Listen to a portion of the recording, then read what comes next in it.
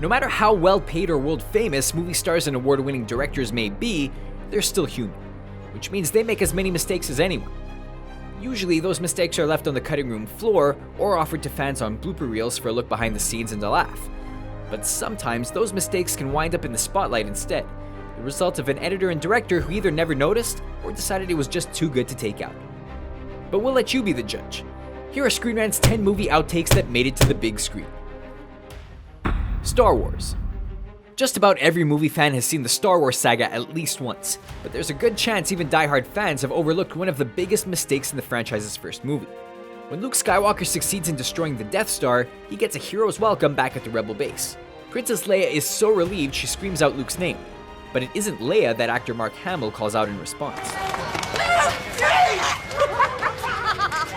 The actors have tried to cover up the gaffe, but it's hard to miss Hamill calling out his co-star Carrie Fisher by her first name. Guardians of the Galaxy. With a cast as talented as Marvel's gang of space outlaws, some improv is to be expected. But actual accidents like star Chris Pratt dropping an all-powerful orb of universal destruction are a different story. Director James Gunn has confirmed that Chris Pratt really did drop the orb by accident, but stayed in character and finished the shot so it could still be used in the finished cut. No problem at all. This proves once and for all that it's nearly impossible to find where Pratt's clumsy personality ends and Peter Quill begins. Lemony Snicket's A Series of Unfortunate Events. The movie version of this novel series lived up to its name, but even in this series of unfortunate events, one happy accident made it through editing. Thanks to Jim Carrey's famously quick thinking. When the movie's child stars meet their villainous uncle, he proves his career as an actor isn't limited to the stage, asking them for a second take. Wait. Let me do that one more time.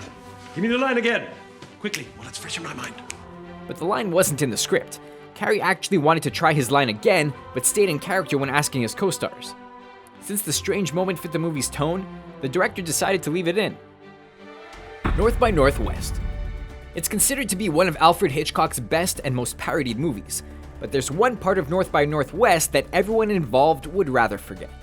When the star Cary Grant winds up taking a trip in the back of a police car, the actors rely on old-fashioned tricks to make the ride seem more realistic to the audience. When the driver takes a hard left, Grant slides to the right like he's supposed to, while the other policeman misses the cue completely. Grant needs to give him a push, leaving audiences to wonder how the obviously blown take was the version Hitchcock left in the final cut. Cabin in the Woods. One of the biggest laughs of this horror comedy comes when one torture technician gets to see a kill from his favorite mobster up close. The merman prop was rigged to pump out thick streams of blood as it consumed its victim. With the effect working perfectly, the crew decided they might as well let the blood tank empty out before stopping the camera. But it was only when the tank started to run dry that the flowing blood turned into erratic spraying, and every crew member began uncontrollably laughing. The tone changed immediately, and the director decided the joke was too good to leave out. Swapping gore for gag, this proved that behind-the-scenes luck can still result in movie magic. Serenity. The heroes of Joss Whedon's Firefly were up against an entire planetary alliance in this big-screen finale to the TV show, taking a suicide mission into enemy territory to get a life-or-death message to the public. But when the truth came out, even the crew's main enemy decides they shouldn't be punished. Unfortunately, the director had planned to skip over the enemy soldier standing down entirely, which meant he never even filmed the scene. Whedon got creative and used footage of the end of the shot, when he shouted cut and the actors simply lowered their weapons. It did the trick, but they weren't alone. Look closely and you'll see a crew member lowering their camera straight through the frame. The Wizard of Oz. The villain of this classic movie met her end by melting in water, but the actress got it much, much worse. When the Wicked Witch of the West makes her first exit from Munchkinland, she does so in a puff of red smoke and a burst of fire. It's a memorable effect, but also a pretty flawed one. Not only can the trapdoor letting out smoke clearly be seen opening from the set's floor, but it begins to pour out before the witch even hits her mark. So why was it left in the movie? In a later take, actress Margaret Hamilton was severely burned when the fire erupted early, taking her out of action for almost 2 months. When the actress returned, she refused any more fire stunts. I wouldn't hear of it. So the studio was forced to use the botched rehearsal take in the final cut. Days of Thunder. Even actors can get starstruck when working alongside megastars like Tom Cruise, and his game was proving to be a problem even early on in his career. Yeah, what the hell are you talking about? Cruise played the part of NASCAR driver Cole Trickle in Days of Thunder, whose head injury led to a love affair with his character's doctor. When the couple spent the weekend with Cole's former rival Rowdy Burns, Introductions are made with Rowdy's wife Jenny, but she doesn't need to be told who her husband's famous friend is. Hi, Carl. Hey, Jenny.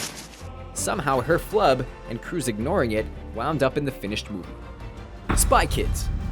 It's still hard to believe that director Robert Rodriguez is responsible for mature action movies like Desperado and the family-friendly movie series Spy Kids. But it turns out that filming fewer action-packed scenes isn't necessarily that much easier.